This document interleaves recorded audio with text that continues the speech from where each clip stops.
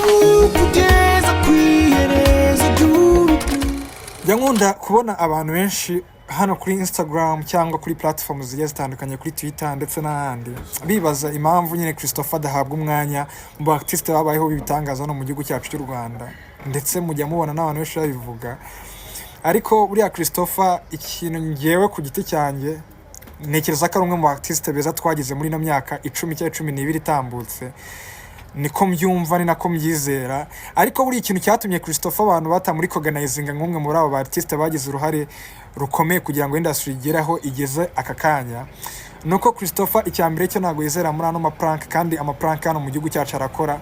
Ikindi buriya Christopher ntago ari umuhanzi mwiza cyane muri collabo, ntago ari umuhanzi ukunda gukora collabo cyane, gusa iyo yazigerageje ziba nziza. Muribuka collabo yakoze iri joro ari kumwe na Denanone, niyo bita Ndakabya ari kumwe na Riderman. Rero kubera ko Christopher nabanije no muri management iri seriye cyane, ubwo ndavuga Kina Music, hari uburyo nyine abantu batafashe Christopher nk'umuhanzi wa danje kubera ko bo ntago bizeraga mu bintu byo gutwika.